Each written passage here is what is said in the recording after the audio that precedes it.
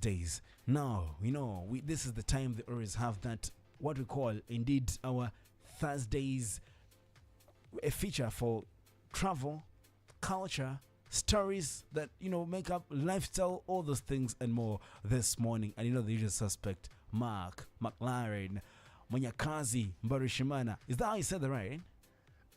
For Munyakazi, yes. or you know better than I. And yesterday somebody gave you another name. I have plenty of Rhonda names. You gave me the name Munyakazi. Someone started calling me Mbarushimana. Although that is my friend's name, I'm gonna let him keep that. But I definitely love the name. I don't have any other names as of yet, but I'm sure they're coming. And has anybody given you any other name? Not yet.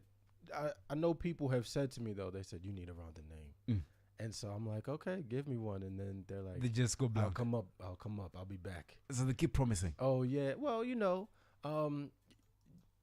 Munyakazi, I'm busy, man. So sometimes I don't get a chance to catch up with them right away. But I am definitely embracing the Rhonda names. I need a good Rhonda name. So I love Munyakazi though. Fantastic. You talked about embracing that Rhonda name Nyakazi. Very good one. But there's something you can embrace. I'm talking about Canal Box, which is offering you free installation and a free router to those new subscribers. Now, this offer is only available for a limited time. So call 8600 for more information. We're live on YouTube, so tell your friends in case you want to see what's happening or catch the conversation. We're live on YouTube, also on Twitter, X, also at Royal FM Miranda, Instagram, TikTok, and Facebook, and tune in, talk about Radio Garden, talk about Radio Box. I mean, all those platforms, Royal FM is there. And this morning, see, is Nicki Minaj sang a song? You know Nicki Minaj? Yes. You like her? I like some of her older music, yeah, for sure. Not her individually. No. I know she said some ridiculous stuff now, and you gotta take a deep breath. Hey. There you go. All right. Oh, good. Okay, Mark. She said the night is still young. Okay. In one of her songs. But is it the right time for us to say the year is still young? Today is 5th of March. Is the year still young? The year is still young. There's still a lot left. It's moving fast. I mean, it's March. I don't know where February went. It feels like it should be like January 31st right now. So the year's moving fast, but we still have a lot of year left. A lot of travel to do. Talking about a lot of stuff left to do, a lot of travel to do. And you know what we're going to be talking about right now? You already said that, right? And this is something to do with if I have plans to travel this year. Yes. Where should I travel? And this is a question I'm asking myself. Where should I travel? How long should I spend there? And, okay, when should I actually travel as well? Where? When, how long, what should I take? Those principles of journalism, because we have 5 W's. Absolutely. So, in all honesty, what do I begin with even? The first thing you got to begin with is your wallet. What can you afford? And so, a lot of times people are like, I want to go to France. I want to go to Australia. I want to go to Hawaii. And the first thing I ask is, how much money do you have? Because those are expensive trips, especially if you're coming from Rwanda or, places in America. Traveling overseas is not cheap. And so I think the first and easiest thing is to really look at your budget. Start with your budget, see how much you have for travel, and really break it down, because sometimes people look and they'll say, I have X amount of dollars and that only covers the flight. And I don't know about you, but personally, when I travel, I want to make sure that I stay in a nice hotel or Airbnb and I have money for food. And so sometimes people don't take those things into account, and their trips aren't as nice as they like. So check your wallet, man. See how much you have, then start planning that trip. Tip number 1, check your wallet. Check your But wallet. how do you check your wallet? Don't you check your wallet after knowing where you're going? So Say, I'm going to the US. What am I going to be needing there? Okay, you talked about, say, Airbnb, for example, you've in your last travels or recent travels, hotel, how much is the food? I mean, what? I think it depends on why you want to first travel. Or like, okay, I'm going to Singapore. Let's use Dubai. sure. Many people are going to Dubai. Yep. Some for business, others for vacation or Mhm. staycations. And that's themselves, how much is the hotel going to cost me? And that's the budget comes in. But you know the destination in this case. So even if you want to choose your destination, you do have to look at the prices of everything, because if we're not cognizant of it, not only can we have a trip that's not as joyous, but also we put ourselves into debt because we're spending more than we really have, and we make life harder when we come back. All to say, I went to Dubai. Oh, I went to Dubai for a week. And then you get back and you're struggling. You know, you can't pay your bills, your electricity's off, but you're like, oh, I went to Dubai. And so, the first thing is really looking at your budget. And then once you know your budget, then I would start to pick out destinations. Then I would say, okay, do I want to go someplace warm?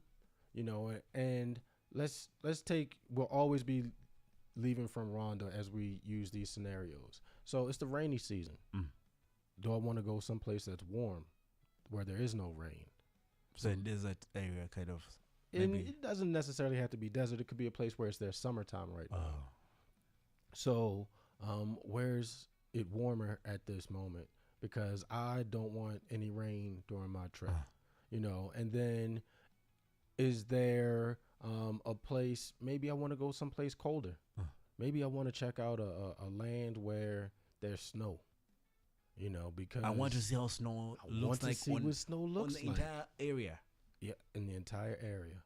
And so you start to look at trips like that. I've never been to snow. So, rainy season, it's colder. So, I mean, I will say that Rwandans, your blood is much thinner, so you get cold faster.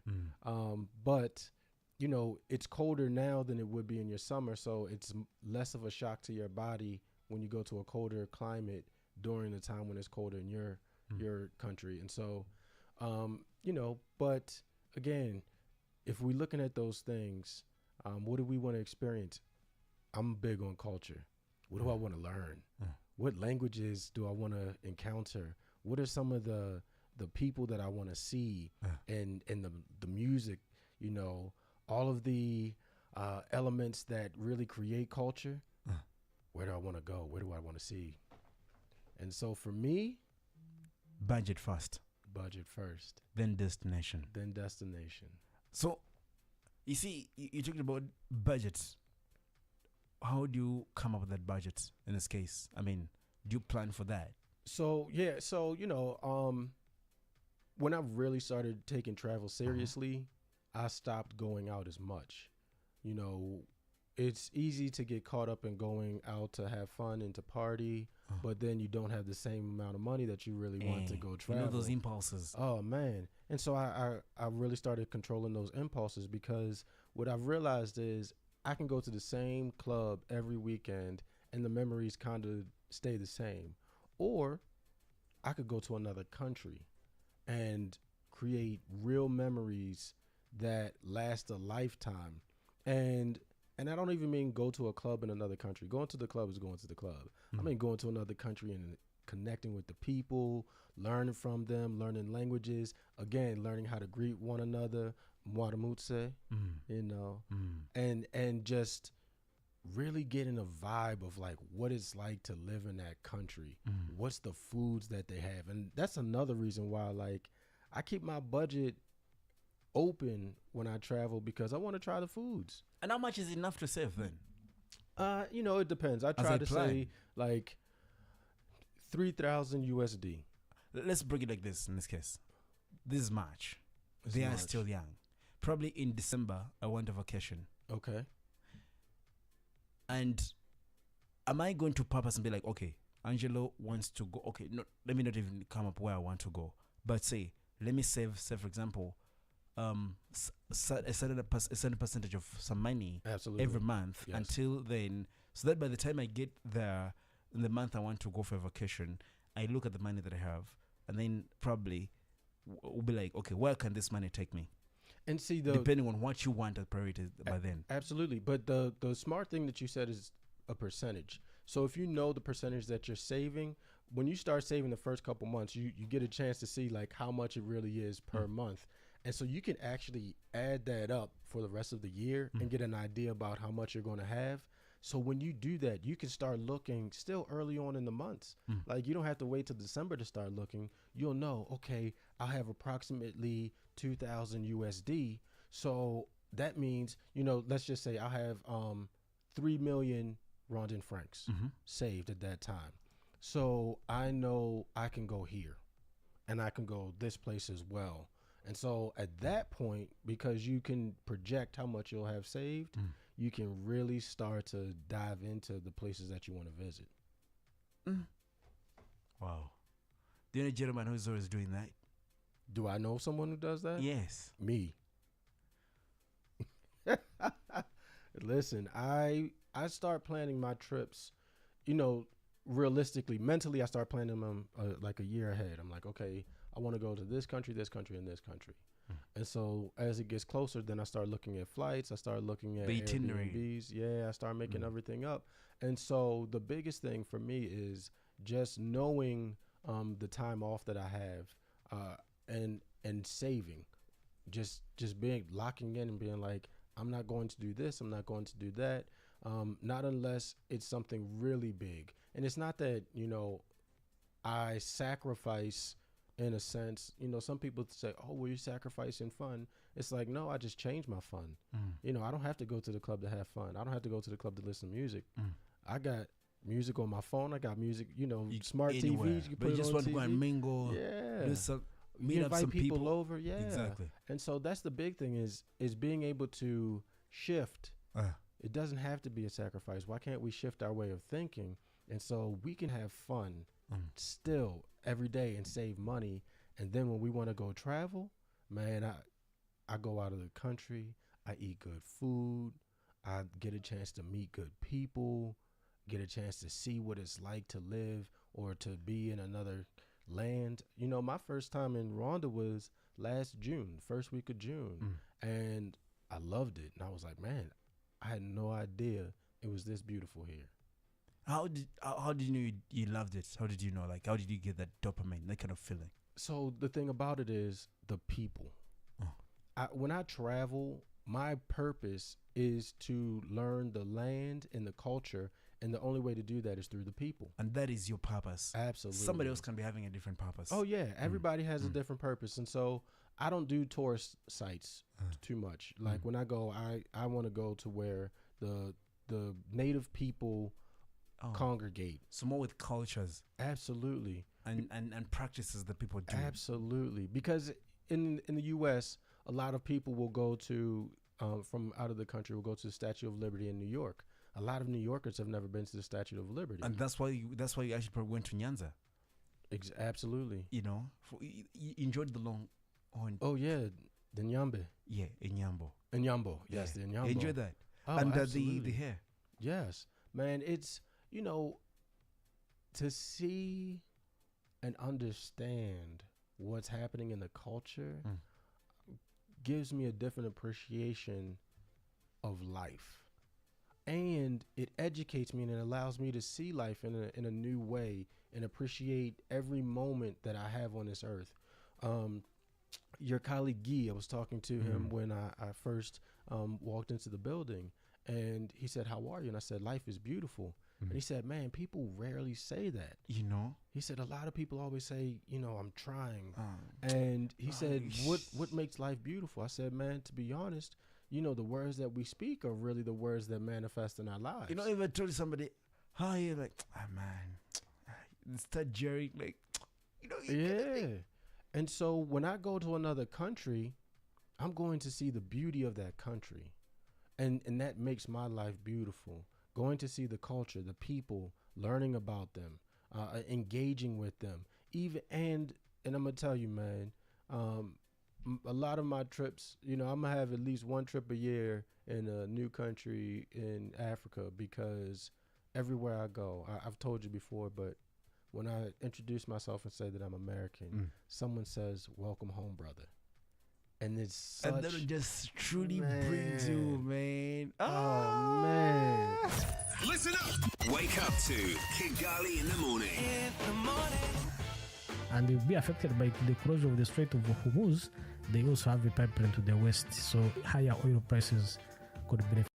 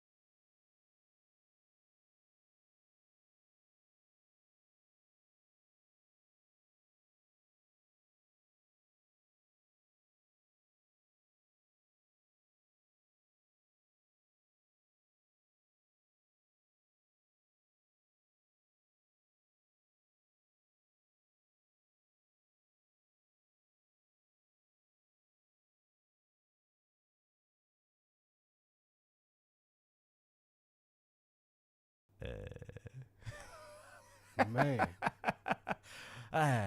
Okay, Mark. Let's get back to business. By the way, but before that, it's very important to be reminded. But we'll have fun. We're talking about travel today, and talking about cultures, talking about lifestyles here and there. There's something you're getting just about to know just a bit.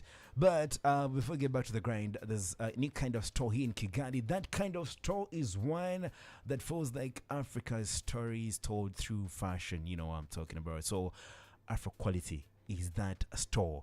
It's at Zaria Courts in Remera and brings together designers from across the continent, and that's under one roof, where every piece you see truly supports an artisan, and every purchase that you make fuels African growth. And all you have to do is to visit Afro Quality and see all the stuff that I'm talking about yourself. So visit them today at Zaria Courts in Remera. You can also, alternative, in case you don't want to visit, or you want to probably ask about this that I'm talking about, call this number. That's 0796 236 006, and that way you'll be part of Africa's next chapter.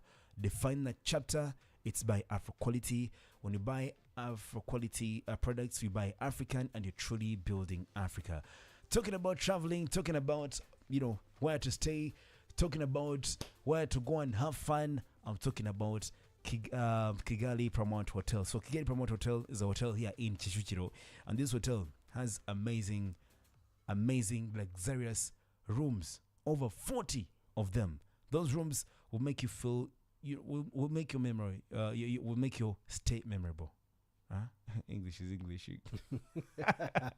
And not only that, they have also, in case you want to swim, you want to have the kind of exquisite dishes. You want to also probably enjoy swimming. A lot of stuff.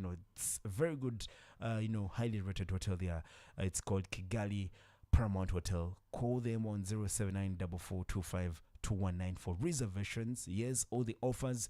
You can also send them an email, reservation at KigaliParamountHotel.com. Somebody was calling us. They probably want to ask us something. 0791230600. Feel free to call us again, because what you're talking about is something very important. So you talked about budgeting.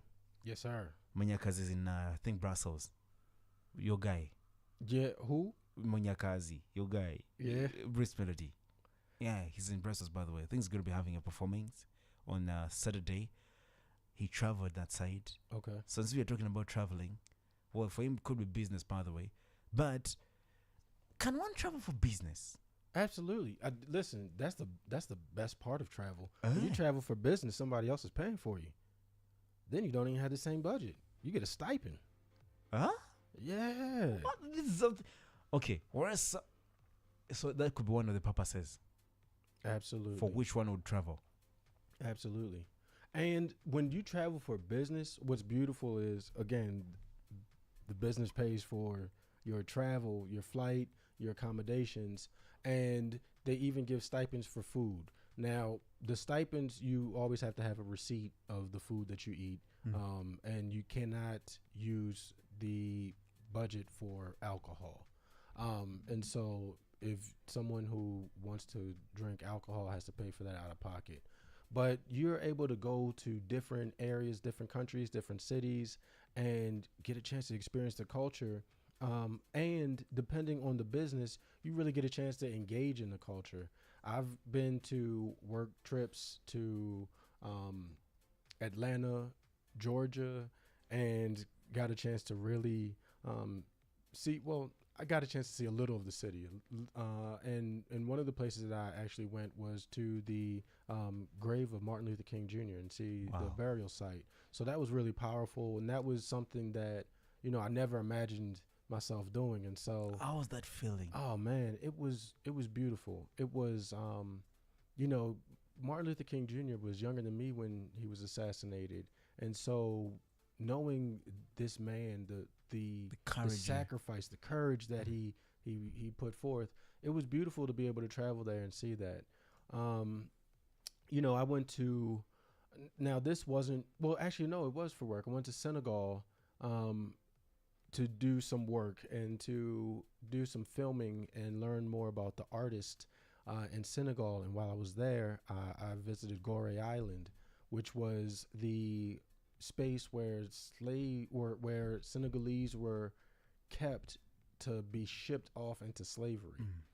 And it was like a transit center for them. Yeah. And so my friend Isatu, she took me there, and as we were on the island, she asked me, she was like, do you feel heavy? And I was like, no, I don't feel heavy. I don't, and when we got back on the boat, because it's an island, so you have to take a ferry over. When we got back on the ferry and coming back, I started crying, and she was like, are you okay? And I was like, no, because, and yes, but the heaviness wasn't on the island, because the people were still, this was their land. So even though they were kept in these small rooms ready to be shipped off, they knew that they were on their land. It was when they were on the water, that's where the energy and the sadness of their energy is. And so when we were traveling back on the ferry, that's where I felt the sadness, because that's where their energy was. And so it, doing trips like that, getting a chance to really learn, it's so beautiful, because there's so much that gets set up as well. A work trip, they have an itinerary, they have an agenda, and they're telling you where everything is going to happen and where you're going to go. So you're not going as blind. I go blind a lot, and I just kind of go, and I can do some research, but there's rarely do I call someone and say in advance and say, hey, these are the trips that I'm trying to do. So a work trip, they do that. And so it gives it a different feel and gives it a different setup, but it's definitely a lovely way to travel. And for one to prepare themselves for probably the best way to travel, you said you've talked about maybe people that you may call and ask about the prices and all that, and the local pricing and all that stuff. Let me ask, how would one find information? Is it through tour companies for the destinations where you want to go to, or can't one do it on their own using maybe a few sources, not just the tour companies? I definitely do it on my own. Tour companies are a great asset, and you can definitely use them. You just have to pay for it. So I do a lot of the research on my own. I have a friend, Darnell, who does a lot of traveling, and so he's shown me how the best ways to research.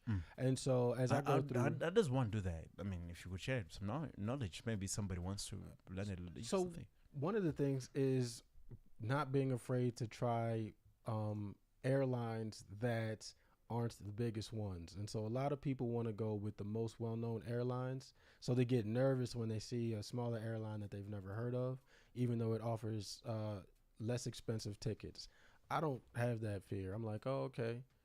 They're in business. They might not be as well known. You might not get the same type of meal, but they're going to provide the service. And so I go with the least expensive flight. Then I'll look. You can look at hotels. Hotels tend to be a little bit more expensive than Airbnb, so I'll grab an Airbnb. And then I look at what's in the area. One of the times, Darnell and I, we went to Montreal, and it was Jazz Festival there. And so you go, and you just know that you can be out in the street doing a whole full jazz festival, like everybody there. And so I look for things like that. Songkran is coming up in April in Thailand, which is their water festival. So I'm looking to go there. And so this is something that is a celebration in Thailand. It's not a touristy thing, though many tourists go, but it's something that the people, the Thai people do year in, year out. And so I want to go and I want to get that experience with them. I want to know what it's like to be there for the water festival. It's like a big water fight. It's, everybody's got the water guns, buckets, so if you're outside, you're getting water. I think there's also this, how they call this festival. Is it in Mexico or Brazil? Somewhere there's color, they throw colors on yourself or something like that. I'm forgetting that. There's a lot of festivals. And I think that's one of the other things is when you travel, know your budget, but then also see what's going on in the country. Again, I really like to do I like to be a part of the culture and part of what the people are doing, not the tourist stuff. You can go to a tourist beach and you'll see no one from the culture there, none native people. I like to do all of the things that the natives do. So if there's festivals that they travel to, if there are cultural events, if there are plays, if there's live music, I look for all of those things when I'm going to travel, because then I kind of, especially if my dates are kind of open, then I kind of know, like, I definitely want to go here at this time and be a part of this cultural event. Is it possible for somebody to travel to a certain destination without any contact? Absolutely. The only contact I have is the flight and the Airbnb.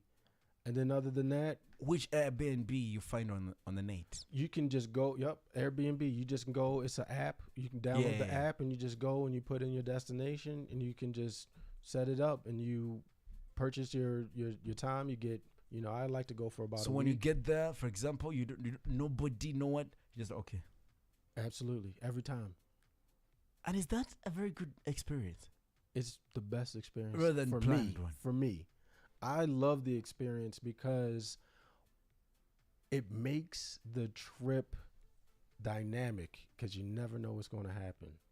And I'm also open to whatever is available. If I plan my trip too much, then it's like, oh, well, I have to be here at this time because this is the event that I'm supposed to do. But when I go, one of my trips, for example, going to South Africa, I'm in the taxi and the guy's like, oh, so are you going to Mandela's house? And I was like, I didn't know that was even a thing.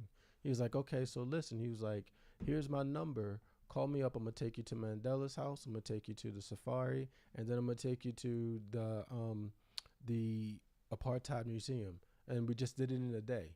And so I got a chance to do these things because I didn't plan in advance to say, okay, Monday I'm doing this, Tuesday I'm doing this. And I got a chance to see Mandela's house and that was powerful, where he and Winnie lived. I got a chance to play with lions on the safari. So you got to enjoy that. I got to enjoy it. Let me draw attention to what is happening in Iran. Because there's people travel there. The fact that people are stuck there. Yeah. Dubai. Yeah. Saudi Arabia, all those other countries, or even Qatar. Let's say you organize the travel, and then eventually you get stuck. Your budget's depleted.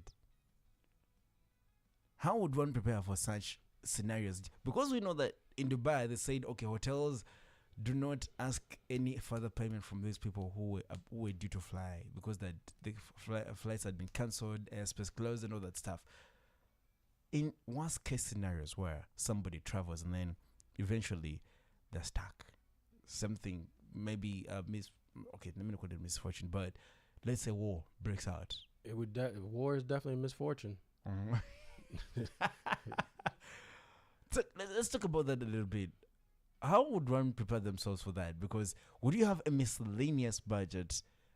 I mean, how would one when one travels, do they have to prepare for a miscellaneous just in case? So aside from the budget, in all honesty, one of the things that I do look at is what's happening in the country at the time. If I feel like it is a country where there's some turmoil, I'm less likely to go there because I don't think you can really adequately prepare for a war. Like mentally, I'm not ever prepared to be on vacation. Remember you said about the ones you affirm, the ones you tell yourself, life is beautiful. Life is beautiful. I'm blessed. Yeah, and if I hear a bomb go off while I'm asleep, I'm going to be scared. Okay?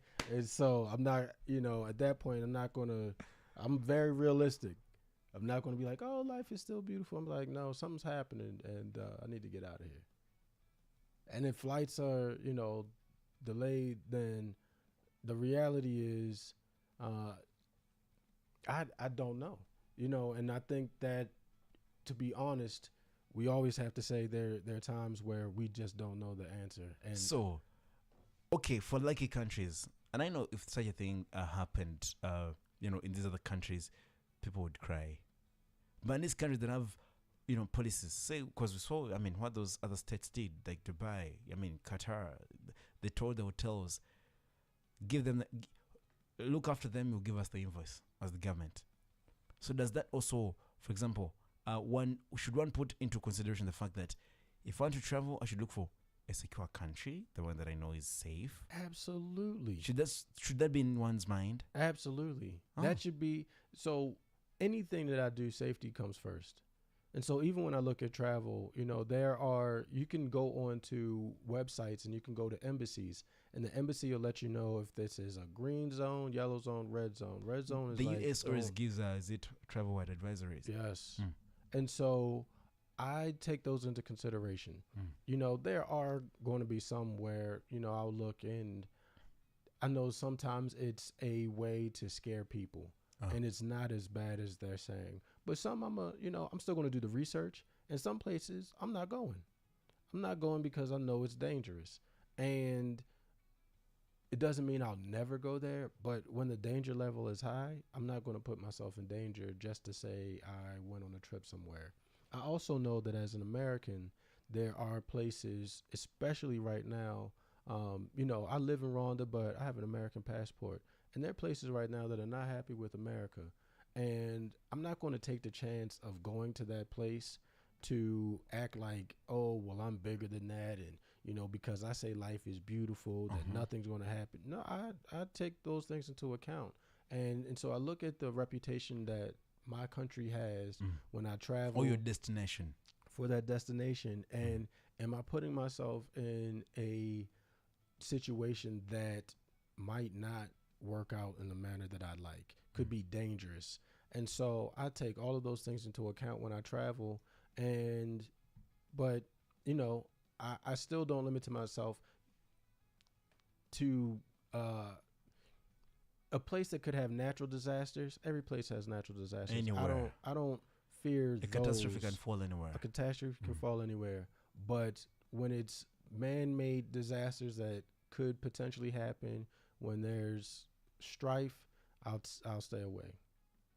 Definitely stay away. I want to ask you, in this case, it's going to be like a parting shot. I want to travel this year, and I'm going to be a first-time traveler. Okay. Or I'm scared of trying out the waters because I feel they're cold, or they always say grass is green on the other side, but also even if it's green on the other side, there's somebody who waters it. Yeah. You know what I'm saying, right? Yeah. What should I be having at the back? What should be my first steps in a breakdown in just a few seconds? Travel closer to home. First to begin with. Okay. So you're not as fearful of being out of or too far away. Because you're not yet experienced. Exactly. So don't go far from home. Make it a shorter trip, maybe like a 3-day trip, weekend trip. Maybe to a neighboring country could be. Oh, absolutely. Just to try. I think, to be honest, that's what everybody should start off doing. And go to a country that you know the language, or you can communicate with the people there. There's a common language. Yes. Do you know Swahili, by the way? Have you heard Swahili? I don't know Swahili. I need to start practicing my Swahili as well. But if you know some There's Swahili, a friend here called Nyembo. Okay. Atakufundisha. He will teach you. Listen, I'm all for it. Just a simple greeting. Habari. Habari. Sema nzuri. If you're good. Habari is like, how are you? Oh, I mean, it could be, okay, basically it's jambo or like, hi, hello, like, hello. Yes. Jambo. Yeah. So today learn jambo. Jumbo. Habari. Muzuri.